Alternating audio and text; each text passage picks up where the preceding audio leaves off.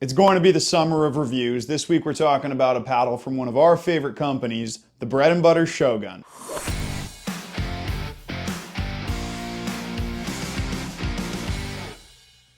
So this is me in post-production. I filmed the whole video, I threw the clips into Final Cut Pro, and it turns out the sound is a little bit off, so I did just want to apologize for that. I'm correcting it. I think it's going to sound more muted, but it was really metallic when I put it in the first time. So yeah, just want to apologize for that. But anyways, back to the video. Hey everybody, it's Luca from Rackets Runners. So there are a lot of reviews coming on this channel, more from Bread Butter, Honolulu Pickleball, and some other brands that we recently brought in. And I'm also thinking of doing some comparisons if that sounds like a good idea to all of you. Today we're going to review the Shogun though, which is a paddle that's become very popular since its release. And it's another one of these paddles that's introducing a new top sheet material. This time it's titanium. Now before we get into this review, let me remind you that any of the paddles we talk about on this channel you can check out on our website, racketsandrunners.ca. Also, please remember to like the video, subscribe to the channel, follow me in the store on Instagram, and let me know in the comment section what you want me to cover next. So titanium, like Kevlar and some of the other technologies we've been seeing recently, it's supposed to provide more of that adaptive playability than carbon can by itself. Bread Butter is blending it in a weave with their T700 carbon and claiming that it's just as powerful as the filth, but then also much more controlled, which obviously I was inclined to believe. Kevlar has been very successful at creating that adaptive playability, so I was very excited to see how another material would compare,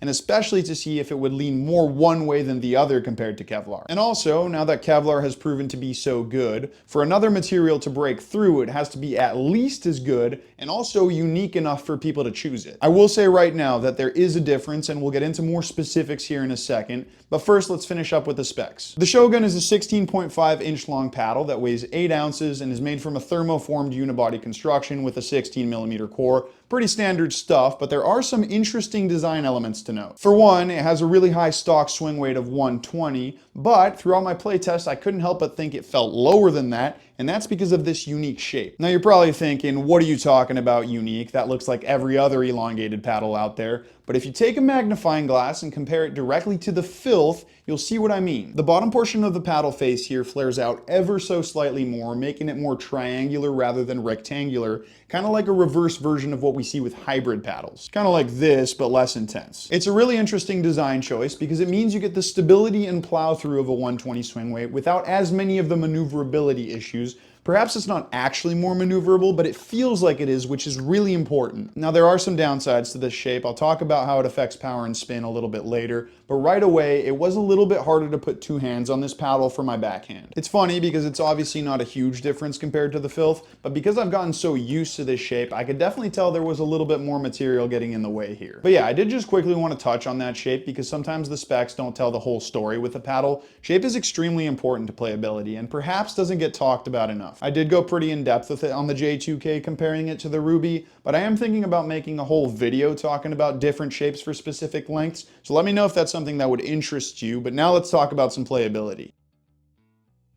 So what does a paddle with titanium actually feel like? Well, I can confirm it has that adaptability that Bread Butter are claiming, but it is pretty different to what Kevlar feels like. The best way I can describe it is that they both feel softer than Gen 2 raw carbon paddles, but the Shogun feels more hollow, whereas Kevlar has a more rich feel to it. Hollow for me is when a paddle feels plush but muted, and rich is when it feels plush but has a bit more of a crisp feedback during dwell time. Now this hollowness is also something I feel when I play with the Proline Energy S, which is a blend of carbon and Kevlar, so it may be that when you combine two materials like this, it mutes the feel a little bit. Compared more directly to Gen 2 thermoform paddles, I don't want to say that the feel is necessarily better or worse, because that depends on whether you prefer a soft or a stiff paddle. The feel feels more stiff and more dull. A lot of players may actually like that because they've gotten used to it over the past couple of years, but if you like the feel of softer paddles, then you'll much prefer the Shogun. And by the way, I would say the same with Kevlar too. It doesn't feel any better or worse than carbon, just different. Now there is one area where all these adaptive paddles are noticeably better, and that's in sweet spot size, which definitely applies to the Shogun. Titanium's flexibility eliminates that harshness you feel on Gen 2s when you're not making perfect contact,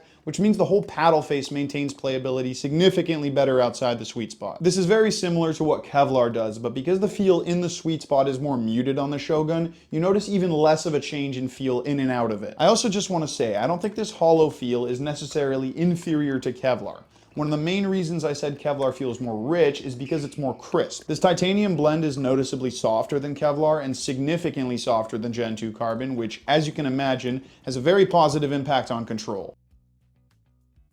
Control is the best characteristic on the Shogun, but when I say that, I don't mean it in the same way that it is on the Vanguard controls or older non-thermoform paddles. This paddle is still great for power and spin, the way all these adaptive paddles are, but it performs relatively better for control than it does power and spin, at least compared to its competition. Of course, they've all got some layer of softness, that's what separates them from Gen 2s, but the Shogun has the most cushioned feel. It's actually remarkably close to a non-thermoform control-oriented paddle. I always felt like it was helping me guide the ball into the kitchen, which is certainly not a feeling I get with something like the Filth. And even with Kevlar paddles, I definitely need to soften up my hands, otherwise the ball will have too much power. It's been a while since I played with something this soft, and I really appreciated that playability, especially on my backhand drops. On my forehand, I have quite good feel, so I can play the touch game easily even with stiffer paddles, but on the backhand, I really rely on that paddle to help me out because I'm just not as confident. I also think this shape complements that softness really well. The sweet spot is a little lower, which puts it in a higher margin area of the paddle face, which is good for control. When the sweet spot is higher, you get more leverage for power and spin, but that adds an element of risk to your shot because more leverage is harder to control. So yes, this is a great control paddle. Still not as good as, say, a Lux Control Air or a Vanguard Control, but those are also not nearly as powerful and spin-friendly as the Shogun.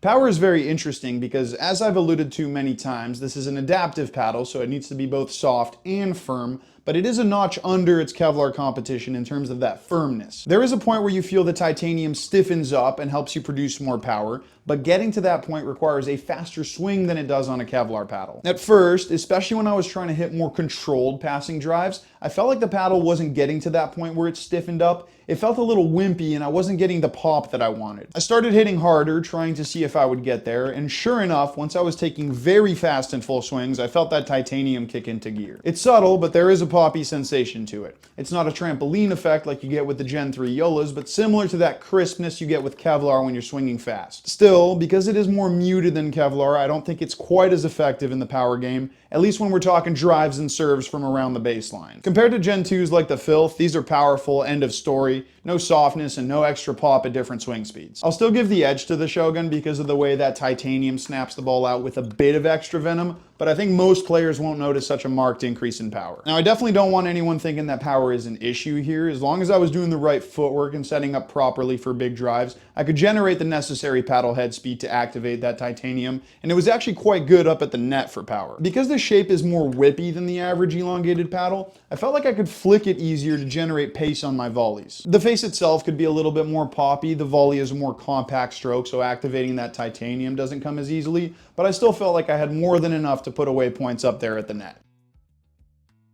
Now let's talk about spin, because this was probably the one area that was a little bit lacking on the Shogun, and I think it's for a couple of reasons. For one, this paddle face you can actually feel is quite smooth, so you don't have the same amount of grit as with Kevlar and some raw carbon paddles. I've said before that I don't think grit is the most important factor in determining spin potential, and I maintain that because it's far from bad here, but I did feel like I lacked a little bit of purchase over the ball. With Kevlar especially, I feel full confidence that I'll be able to generate exactly the amount of dip I want on the ball in any situation. Here, the ball sinks into the paddle face, which is great because that gives you a little bit more time to shape the ball the way you want to, but the lack of grit makes the spin potential a little bit inconsistent. The other thing is that with this shape, because the center of mass is lower, the paddle might be a little whippier, but you get less leverage over the ball. One of the reasons hybrid paddles are still so spin friendly despite their length is that the triangular design concentrates mass high up, which gives you great leverage in the sweet spot. You can use that leverage to scoop and shape the ball, and I had a tougher time doing that here because that's not where the sweet spot is, so you don't get the same positive feedback, which adds to that little bit of inconsistency. So I didn't always fully trust that this paddle would respond one-to-one with my technique, and that did make me a little bit less confident on spinny drives,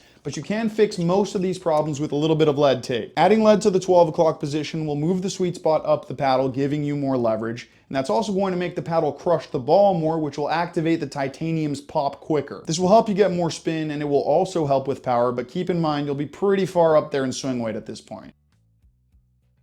I do want to make it clear that Spin, like Power, is certainly not lacking on the Shogun. In fact, I still think it's in the top tier for spin potential of any paddle right now. I just don't feel that Spin and Power are as impressive as this paddle's control, which is more so a testament as to how good its control is, and that's going to help me explain who exactly this paddle is made for. This is another phenomenal adaptive paddle that slots right into that all-core category, like Kevlar paddles and like rhombus grid pattern paddles. Out of all of those, this is the one that has impressed me most in the soft game, so if you want an all-court paddle that leans more that way than it does towards Power and Spin, this is perfect for you. And I actually think for most players that's a good idea. If you started pickleball more than 2 years ago, then soft control paddles are what you started the sport with, and maybe even what you're using right now. The Shogun will be a huge upgrade in terms of power and spin, but you'll also feel most at home in the control game compared to other paddles that are this well-rounded. It's another major winner from Bread Butter, and I can't wait to try their Fat Boy that's coming in very soon, so stay tuned for that. With that said, that is going to be the end of this video. Thank you so much for watching, and remember that if you want to demo any of these paddles, you can come visit us in store, or if you want to buy them, you can go online at racketsandrunners.ca.